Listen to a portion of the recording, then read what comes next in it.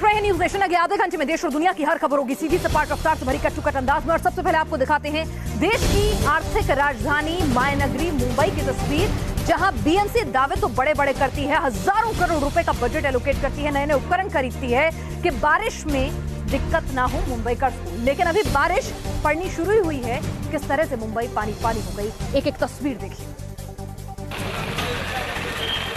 मुंबई में तड़के से ही बरसात शुरू हो गई थी और सुबह आई पहली तस्वीर ने ही बरसात का रुख बता दिया था। कई जगह पानी भर गया और पानी में एक गाड़ी डूबी नजर आई। सुबह जब मुंबई के समंदर में लहरों ने उछाल मारना शुरू किया तो समझ आ गया कि मौसम ने करवट ले ली है। अब मुंबईकर को मूसलाधार बरसात से दो दो हाथ करने ही होंगे। समंदर में हाई टाइड आया तो लहरों का पानी सड़कों तक पहुंच गया। दोपहर होते होते मुंबई को पता चल चुका था कि बरसात से अब मुक्ति नहीं मिलने वाली। कई इलाकों से ऐसी ही तस्वीरें सामने आई जहां सड़कों पर लबालब भरे पानी के चलते गाड़ियां बंद हो गई। लोग गाड़ियों को धक्का मारते नजर आए तो बाइक और टू व्हीलर वाले भी जैसे तैसे इस सैलाब से बचने की कोशिशों में जुटे थे।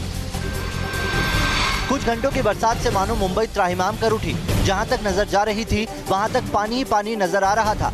कुछ जगह पानी इतना था कि बस की बस भी ठप हो गई। ट्रैफिक पुलिस जैसे तैसे पानी से टक्कर लेते हुए लोगों को निकालने में जुटी थी। जो सैलाब से निकल पाए उनके लिए ठीक, लेकिन जो फंसे मानो उनकी मुसीबत बढ़ती चली गई। चेंबूर में अचानक सड़क पर पानी भर गया, जिसकी वजह से मर्सिडीज जैसी गाड़ी भी पानी के आगे टिक नहीं सकी। जलभराव में मर्सिडीज बंद हो गई। मुंबई में मानो हर तरफ आफत का राज था। घुटनों से भी ऊपर तक पानी भरा हुआ था। स्कूली बच्चों को भी इस मुसीबत से दो दो हाथ करने पड़े। कमर तक पानी में स्कूली बच्चों के लिए घर लौटना मुश्किल हो गया। जैसे तैसे मासूम अपने घरों तक पहुँचे। झुग्गी बस्ती वाले इलाकों की हालत तो और भी बुरी थी। घरों के अंदर 2 से 3 फीट पानी भर चुका था। लोग अपना कीमती सामान संभालने की कोशिशों में जुटे थे। ऐसा लग रहा था सैलाब के आगे इन आशियानों का वजूद छोटा पड़ गया। कुछ इलाकों में पानी उतरा तो ट्रैफिक जाम आफत का सबब बन गया। सड़कों पर लंबी लंबी लाइन लग गई और लोग घंटों इंतजार करते नजर आए। हमेशा चलती रहने वाली मुंबई मानो इस बरसात में भी मौज मस्ती ढूंढ लाई। कुछ इलाकों में बच्चों ने सड़कों पर भरे पानी को ही मानो स्विमिंग पूल बना लिया। और अब आपको दिखाते हैं कि आखिर ये नौबत आई क्यों। आपको बता दें कि मुंबई के रखरखाव पर बीएमसी 30,000 करोड़ रुपए खर्च करने का दावा करती है, लेकिन जो स्थिति मुंबई की हुई है, सिर्फ अभी 2 ही बार मूसलाधार बारिश हुई है मॉनसून सीजन की, उसके बाद तो सवाल उठते हैं कि यह 30,000 करोड़ बीएमसी पानी में बहा दिए गया। मुंबई क्यों होती है पानी पानी, ये सवाल मुंबई कर के साथ ही साथ मुंबई की हालत देखने वाले देशवासियों के अंदर भी है। इसका पहला जवाब है मुंबई का पुराना हो चुका ड्रेनेज सिस्टम। मुंबई का ड्रेनेज सिस्टम सालों पुराना है। कई बार कोशिश की गई लेकिन सिस्टम सुधारा नहीं जा सका। जब जब बरसात होती है तो सड़कों का पानी इन ड्रेन्स में जाता है, लेकिन ड्रेन्स पुरानी होने की वजह से पूरे पानी की निकासी नहीं हो पाती। नतीजा होता है कि पानी सड़कों पर भर जाता है। मुंबई में जलभराव की दूसरी बड़ी वजह है मीठी नदी जैसे निकासी के जरियों का ब्लॉक हो जाना। लगातार हुए अतिक्रमण के चलते मीठी नदी का आकार छोटा हो गया और बरसात के पानी को निकासी के लिए मिलने वाली जगह कम होती गई। ये पहलू आज के नहीं सालों पुराने हैं, लेकिन इसे सिस्टम की नाकामी ही कहिए कि हर बरसात मुंबई को पानी पानी कर जाती है। मध्य प्रदेश और गुजरात में भी बरसात का कहर देखने को मिल रहा है। मध्य प्रदेश के नीमच से देखिए किस तरह की तस्वीरें सामने आई और गुजरात के वलसाड़ में भारी बारिश के बाद एक पुल भी गिर गया। पानी का तेज बहाव, अचानक मोटरसाइकिल पर सवार 2 लोग पानी में गिरते हैं और पानी की धार में बहे चले जाते हैं। तस्वीरें मध्य प्रदेश के नीमच की है। बरसात के चलते नदी की धार तेज हो गई थी, लेकिन 2 बाइक सवारों ने कुदरत की ताकत को नजरअंदाज किया और नतीजा ये हुआ तकरीबन 100 मीटर तक ये दोनों बहते गए। तब कहीं जाकर आसपास खड़े ग्रामीण इन्हें बचा पाए। गुजरात के वलसाड़ में भी बरसात के चलते नदियां उफान पर आई और नदी की धार की टक्कर से ये पुल धराशायी हो गया। आप देख सकते हैं कैसे तेज धार ने लोहे के पुल को जमींदोज कर दिया। मध्य प्रदेश की आर्थिक राजधानी कहे जाने वाले इंदौर में भी कुछ घंटों की बरसात आफत लेकर आई। शहर की गलियां तो छोड़िए, सरकारी दफ्तरों के अंदर भी पानी भर गया। और अब आपको दिखाते हैं किस तरह से ग्लोबल वार्मिंग का असर और जलवायु परिवर्तन जो है मेक्सिको में देखने को मिला, जब वहां पर एक ऐसा खतरनाक हेलस्टॉर्म आता है कि पूरा का पूरा शहर जो है बर्फ की चादर से 31 डिग्री सेल्सियस तापमान के बीच ढक जाता है। हर तरफ ओलों की सफेद चादर। सड़क पर इतने ओले कि बड़े बड़े ट्रकों का निकलना भी मुश्किल हो गया। ओलों की चपेट में आया है मैक्सिको का पूरा शहर। तस्वीरें मैक्सिको के ग्वादालारा की है। जहां पर रविवार रात से अचानक ओलों की बरसात शुरू हो गई। इससे पहले कि लोग कुछ समझ पाते, आसमान से बरसते ओले आफत का सबब बन गए। ओलों के साथ ही साथ बर्फबारी भी हुई और नतीजा हुआ कि पूरा ग्वादालारा सफेद बर्फ की चादर में लिपट गया। घरों की छत पर 2 फीट तक बर्फ जम गई। बर्फ में फंसकर कई गाड़ियां जमींदोज हो गई।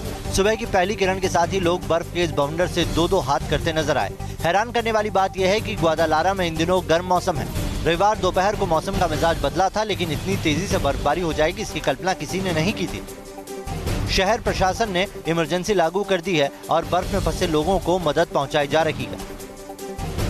क्या इस्लाम कहता है कि फिल्मों में काम नहीं करना चाहिए? क्योंकि ज़ायरा वसीम ने तो फिल्में और बॉलीवुड छोड़ने के लिए यही तर्क दिया, लेकिन बाद में खबरें आने लगी कि उनका अकाउंट हैक हो गया। विवाद खूब बना, सुर्खियां खूब बटोरी गई, लेकिन अभी भी स्थिति स्पष्ट नहीं हुई। हालांकि ज़ायरा कह रही हैं कि अकाउंट हैक नहीं हुआ। ज़ायरा वसीम के बॉलीवुड छोड़ने के ऐलान पर अब लोग ऐसे सवाल उठा रहे हैं। यकायक ज़ायरा ने ऐलान किया था कि वो अपनी इबादत से दूर हो रही हैं, इसी वजह से वो बॉलीवुड छोड़ना चाहती हैं। इस ऐलान को लेकर बहस जारी ही थी कि अचानक एक खबर वायरल हुई। वायरल खबर में ज़ायरा की पीआरओ के हवाले से बताया गया कि उनका सोशल मीडिया अकाउंट हैक हो गया है। क्या यही सच है? क्या सोशल मीडिया का अकाउंट हैक कर किसी ने ऐसा पोस्ट किया, या फिर अपनी आने वाली सीरीज के लिए ज़ायरा ने ऐसा पब्लिसिटी स्टंट किया? इन सवालों के बीच बॉलीवुड से भी ज़ायरा पर रिएक्शन आते रहे। अगर आपकी ये सोच हो गई है कि इस्लाम फिल्म इंडस्ट्री के खिलाफ है या महिलाओं को एक्ट्रेस नहीं बनना चाहिए, तो मैं उदाहरण देता हूं आपको। जहां फिल्में बनती हैं वहीं की महिलाएं फिल्मों में काम करती हैं। ईरान में, पाकिस्तान में, जहां फिल्में बनती हैं इस्लामिक देशों में, अगर ये बात खिलाफ होती तो वहां की महिलाएं टीवी के पर्दे पर या बड़े स्क्रीन पर दिखाई नहीं देती। ज़ायरा के मन में क्या है वो ज़ायरा ही जाने, लेकिन यूं बॉलीवुड को इबादत से जोड़कर ज़ायरा ने फिल्मी जगत को शायद बेवजह कटघरे में खड़ा कर दिया है। क्या महबूबा को भगवा कतई कबूल नहीं? क्योंकि जब टीम इंडिया ने जर्सी पहनी भगवा तो इंग्लैंड के खिलाफ हार गई। तो इस पर मुख्यमंत्री रह चुकी पीडीपी अध्यक्ष महबूबा मुफ्ती कहती हैं कि ये जर्सी की वजह से मैच हारे हैं। भगवा को लेकर विवाद पहले से ही हो रहा है। इंग्लैंड के खिलाफ टीम इंडिया भगवा रंग की जर्सी पहनकर उतरी और हार के साथ ही महबूबा ने तंज भरा ट्वीट किया, जिसमें लिखा गया, आप भले ही मुझे अंधविश्वासी माने, लेकिन इस नई जर्सी के साथ ही टीम इंडिया की जीत का सिलसिला थम गया। महबूबा के इस ट्वीट के जवाब में केंद्रीय मंत्री गिरिराज सिंह का बयान आया, वो भी तंज भरा। महबूबा मुफ्ती भारत की हार से उतनी दुखी नहीं है जितना पाकिस्तान के सेमीफाइनल से बाहर हो जाने से। मौके पर इनका पाकिस्तान प्रेम जाग उठता है। कुछ ऐसे ही बयान बीजेपी के दूसरे नेताओं से भी आए और इस बयानबाजी ने साबित कर दिया कि मौका कोई हो, पक्ष और विपक्ष उसे अपने लिहाज से साथ लेता है, अपने लिहाज से धार देता है। समाजवादी पार्टी के सांसद एसटी हसन ने महिलाओं को लेकर जो विवादित बयान दिया उसको लेकर खूब बवाल उठ रहा है। लेकिन सवाल यही है कि हर बार पार्टी बदल जाती है, नेता बदल जाते हैं, लेकिन ये बयान थमते नहीं। क्या बुराई है कहने में? यह है समाजवादी पार्टी के सांसद एसटी हसन का वो बयान जो उन्होंने अभिनेत्रियों पर दिया। जुबान इतनी गंदी कि हम आपको पूरी बात भी नहीं सुना सकते। चुनाव प्रचार के दौरान एसपी नेता आजम खान ने जयप्रदा पर विवादित टिप्पणी की थी। इसी बाबत न्यूज नेशन ने एसटी हसन से सवाल पूछा और सांसद महोदय को उस बयान में कुछ गलत नजर नहीं आया। क्या बुराई है कहने में? जो लोग, एक जमाना था कि ये वो लोग होती थी जो लोगों को एंटरटेन करती थी अपने मुजरा से, अपने डांस से, अपनी अदाओं से। जब देश के सांसद ही ऐसी जुबान बोलेंगे, ऐसी सोच रखेंगे, तो जनता का क्या कसूर? वो तो माननीयों के पीछे ही चलती है। आकाश विजयवर्गीय यानी बीजेपी के बैटमैन, जिनको लेकर सवाल उठ रहे हैं कि अभी तक कार्रवाई क्यों नहीं हुई, किसी भी तरह का अफसोस नहीं जताया गया, स्वागत में पोस्टर बैनर लगते हैं और अब पिता और बीजेपी के वरिष्ठ नेता कैलाश विजयवर्गीय कह रहे हैं कच्चे खिलाड़ी हैं। इसे क्या कहेंगे? कच्चे खिलाड़ी है। बल्ला उठाकर चला दिया, मारपीट की, निर्वाचित प्रतिनिधि की मर्यादा भंग की, हवालात गए और अदालत से छूट आए। इतना कुछ आकाश विजयवर्गीय ने किया, लेकिन पिता कैलाश विजयवर्गीय ने इस घटना को लेकर जो कहा वो सवाल खड़े कर गया। अनुभवी कमिश्नर और अपने सुपुत्र दोनों को कच्चे खिलाड़ी बताकर मानो पल्ला झाड़ लिया। दोनों ही तरफ से मेरा ऐसा मानना है कि कच्चे खिलाड़ी हैं, आकाश जी भी और नगर निगम कमिश्नर भी। एक अधिकारी अस्पताल में भर्ती हो गया और उन्हें लगता है कि बात को जरूरत से ज्यादा उछाला गया। बहुत बड़ा विषय नहीं था, जबरदस्ती बड़ा बना दिया। और मुझे लगता है कि अहंकार नहीं होना चाहिए अधिकारियों को भी। जनप्रतिनिधि से बात करना चाहिए, टेलीफोन उठाना चाहिए, इतना साहस होना चाहिए कि हम मना कर सकें। काश नेताजी ने सख्त लहजे में अपने बेटे को भी समझाया होता तो शायद आकाश या कोई और नेता ऐसी कोई हरकत दोबारा करने से पहले 100 बार सोचता। हो गया जुर्म की दुनिया से हर बड़ी खबर से आपको अपडेट करने का क्राइम कट। दिल्ली में हिट एंड रन का एक मामला सामने आया है। विंडसर प्लेस रोड पर तेज रफ्तार से आई एक कार और स्कूटी पर जाते शख्स को टक्कर मार दी। टक्कर इतनी तेज थी कि स्कूटी सवार कई फुट दूर जाकर गिरा। बिहार के सुपौल में एक नौजवान से मारपीट का वीडियो सामने आया है। जमीन के छोटे से विवाद को लेकर पंचों ने युवक को पीटने का तुगलकी फरमान सुना दिया, जिसके बाद लोगों ने दनादन युवक को पीटना शुरू कर दिया। वीडियो वायरल होने के बाद पुलिस ने आरोपियों को गिरफ्तार कर लिया। राजस्थान के नागौर से भी एक ऐसा ही मामला सामने आया, जहां प्रेम प्रसंग के आरोपों के चलते एक युवक को पेड़ से बांधकर पीटा गया। गांव के लोगों ने पहले तो युवक को पीटा और फिर थाने जाकर युवक के खिलाफ ही शिकायत भी दर्ज करा दी। पंजाब के संगरूर में एक बुजुर्ग को कुछ लोगों ने इतना पीटा कि उन्होंने दम तोड़ दिया। मारपीट का वीडियो एक शख्स ने अपने मोबाइल में कैद कर लिया था। वीडियो के आधार पर ही पुलिस ने मुकदमा दर्ज कर लिया है। क्या किसी को एक भाषा से, एक धर्म विशेष से इस कदर आपत्ति हो सकती है कि एक शहर का बोर्ड पे लिखा हुआ नाम ही पूरी तरह से मिटा दिया जाए, उसको काले पोत दी जाए, क्योंकि वो एक खास भाषा में लिखा गया था। लेकिन ये नाम मिटाने वाले सुर्खियां तो बटोर सकते हैं, लेकिन शहर की पहचान, संस्कृति और इतिहास यूं मिटता नहीं। न कानून का खौफ, न तार्किक सोच, शायद कोई उन्माद ही सिर पर सवार है। इस वीडियो को देखकर ऐसा लगता है दो लोग आते हैं, औरंगाबाद जंक्शन के बोर्ड पर उर्दू में लिखे अल्फाजों पर रंग पोत देते हैं और एक कागज चिपका देते हैं जिस पर बड़ा बड़ा लिखा होता है संभाजी नगर। इस हरकत को अंजाम देने वालों ने अपना वीडियो भी बनाया जो वायरल हो गया। यूं शहर के नाम के साथ खिलवाड़ कुछ लोगों को नागवार गुजरा और वो पुलिस पर सवाल खड़े करते नजर आए। हमको रोकते आप जो करके चलो नहीं लिखा यार, हम यहाँ से नहीं लिखा है, नहीं लिखा है, शूटिंग ये सब अपने बहाने से नहीं लिखा हुआ है। औरंगाबाद और संभाजी नगर के बीच का रिश्ता क्या है ये भी समझ लीजिए। मुगल बादशाह औरंगजेब के नाम पर शहर का नाम औरंगाबाद रखा गया। 90 के दशक में शिवसेना ने इस शहर का नाम संभाजी नगर रखने का प्रस्ताव दिया था। क्या नाम बदल देने से शहर का विकास हो जाएगा? क्या नाम बदल देने से शहर की सड़कें बेहतर हो जाएंगी? शायद जवाब ना ही होगा। तो फिर क्यों कुछ लोग ऐसी हरकतों को अंजाम देने पर उतारू हैं? ये विकास से ज्यादा पहचान की प्रतिस्पर्धा नजर आती है। और अब आपको बताते हैं जम्मू के किश्तवाड़ में किस तरह से एक हादसे में 35 लोगों की जान चली गई और 20 लोग अभी भी गंभीर रूप से घायल हैं। एक के बाद एक अस्पताल में भर्ती किए जाते घायल, बदहवास दौड़ते लोग और हर तरफ चीख पुकार। तस्वीरें किश्तवाड़ की है, जहां एक हादसा 35 लोगों की दर्दनाक मौत का सबब बन गया। दरअसल केशवान से किश्तवाड़ की तरफ मुसाफिरों से भरी एक मेटाडोर आ रही थी। बीच रास्ते में मेटाडोर ड्राइवर का संतुलन बिगड़ा और मेटाडोर सीधे खाई में जा गिरी। बस में बहुत ज़्यादा लोग थे जिसकी वजह से ये हादसा हो गया। फिलहाल ये बताया जा रहा है कि कहीं ना कहीं उसमें ड्राइवर की नेग्लिजेंस जो है वो वहाँ पे थी, लेकिन जिस तरह से एक छोटी मिनी बस में जिसमें 23 सीटें होती हैं उसमें 55 लोग सवार थे, वो सीधे सीधे प्रशासन पर और ट्रैफिक पुलिस पर यहाँ पर सवाल खड़ा कर रहा है कि आखिर इतने सारे लोग मिनी बस में कैसे बैठ गए। हादसे ने कुछ ही घंटों में सियासी शक्ल भी ले ली। कई संगठन सड़कों की हालत को लेकर सड़कों पर उतर आए। मुआवजा मिलेगा, सियासत भी होगी, लेकिन जिनके अपने गए उनके दिल का दर्द कभी नहीं मिट पाएगा। और भारतीय वायुसेना अपनी ताकत को और ज्यादा मजबूत कर रही है, उसमें इजाफा कर रही है। रूस से एंटी टैंक मिसाइल जो है वो तकनीक खरीदी जा रही है ताकि Mi-35 चॉपर्स जो हैं उनमें से फिट करके उन्हें और भी ज्यादा घातक बनाया जा सके। स्ट्रम अटाका अटैक हेलीकॉप्टर्स की दुनिया का वो हथियार जिसकी घातक क्षमता की कायल दुनिया की हर एयरफोर्स है। यही स्ट्रम अटाका भारतीय वायुसेना के अटैक हेलीकॉप्टर्स की तरकश का हिस्सा होगा। मीडिया रिपोर्ट्स के मुताबिक भारत और रूस के बीच इन एंटी टैंक मिसाइल को लेकर सौदा तय हो गया है। इस सौदे की लागत 200 करोड़ रुपए बताई जा रही है।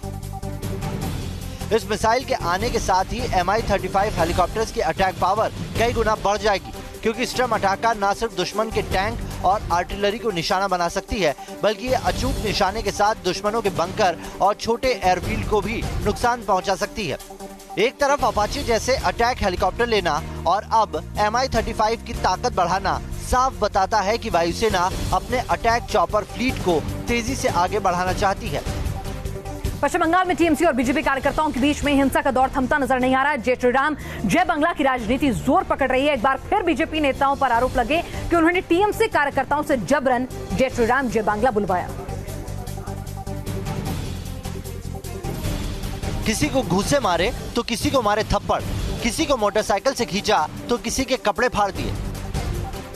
वीडियो पश्चिम बंगाल के बारासात का है और सड़कों पर हंगामा कर रहे ये लोग हैं टीएमसी कार्यकर्ता। रात के अंधेरे में टीएमसी कार्यकर्ता सड़कों पर निकले, हर आते जाते को पकड़ा और जबरन जय हिंद जय बांग्ला के नारे लगवाए। जिसने नारे लगा दिए वो बच गया, लेकिन जिसने सवाल पूछा उससे मारपीट की। क्या जवान क्या बुजुर्ग, टीएमसी कार्यकर्ताओं की इस उन्मादी भीड़ के सामने जो पड़ा उससे बदसलूकी की गई, मारपीट की गई और हद तो तब हो गई जब मीडिया कर्मियों को भी इन्होंने निशाना बनाया।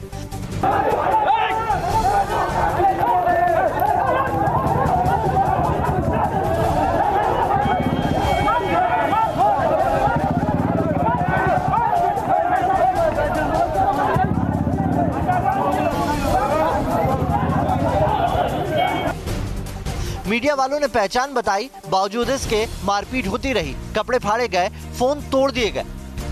ऐसी हरकतें करने वाले लोग राजनीतिक कार्यकर्ता कहलाने के लायक नहीं है। ये हरकतें सड़क के गुंडों जैसी है, क्योंकि राजनीति में इस किस्म की हिंसा, मारपीट और जोर जबरदस्ती की कोई जगह नहीं।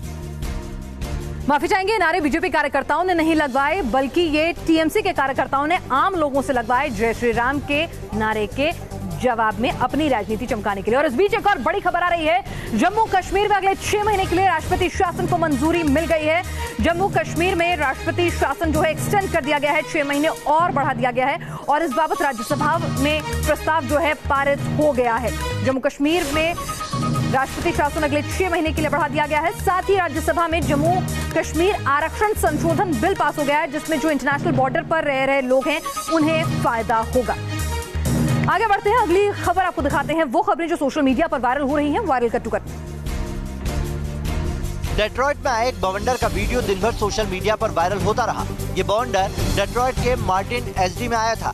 तेज गति से आते इस बवंडर को देखकर लोग भी हैरान रह गए, क्योंकि जब बवंडर आया तब मौसम तकरीबन साफ था। कुछ लोगों ने तो इसे खतरनाक कुदरत की खूबसूरत शक्ल तक करार दे दिया। सोशल मीडिया पर आज एक बाघ भी सुर्खियों का सबब बना। ये वीडियो केरल के वायनाड का बताया जा रहा है, जहां सड़क से जा रहे 2 नौजवानों के पीछे अचानक बाघ पड़ गया। वीडियो में आप देख सकते हैं कि कैसे बाघ झाड़ियों से निकला और बाइक के पीछे दौड़ पड़ा। जब किसी की तरफ दिल झुकने लगे। बॉलीवुड का क्रेज दुनिया भर में कायम है, ये बताता एक वायरल वीडियो आज सामने आया। वीडियो में नीदरलैंड का एक नागरिक हिंदी गाने गाता नजर आ रहा था। केमान नाम के इस यूजर ने जब किसी की तरफ दिल गाया और अपनी हिंदी से सबका दिल जीत लिया। होने लगे बोल दो अगर तुम्हें प्यार होने लगे। तालिबान के धमाके से दहला काबुल, जिसमें 16 लोगों की मौत की खबर है। यह है उस धमाके का वीडियो जिसने काबुल को दहला कर रख दिया। एक धमाका हुआ, आसमान में धुआं उठा, धरती कांप उठी और पूरा काबुल सहम गया। काबुल में तालिबानी आतंकियों का ये इस साल का सबसे बड़ा हमला है। हमले में 16 लोग मारे जा चुके हैं, जबकि 70 से ज्यादा घायल हो गए। धमाका होने के फौरन बाद सुरक्षा बलों ने इलाके को घेर लिया और आतंकियों के साथ मुठभेड़ शुरू हो गई, जो देर शाम तक चलती रही। काबुल में यह धमाका अफगान शांति वार्ता के लिए बड़ा धक्का माना जा रहा है। दरअसल अफगानिस्तान के बड़े हिस्से पर अब भी तालिबान काबिज है। अफगानिस्तान के 4 ऐसे सीमावर्ती प्रांत हैं जहां पूरी तरह तालिबान का कब्जा है, जबकि कई ऐसे हिस्से भी हैं जहां इस्लामिक स्टेट और तालिबान अलग अलग सत्ता चलाते हैं। तालिबान ने यह हमला कर साफ कर दिया है कि शांति वार्ता में उसकी कोई दिलचस्पी नहीं और अफगानिस्तान के लिए बुरी खबर है।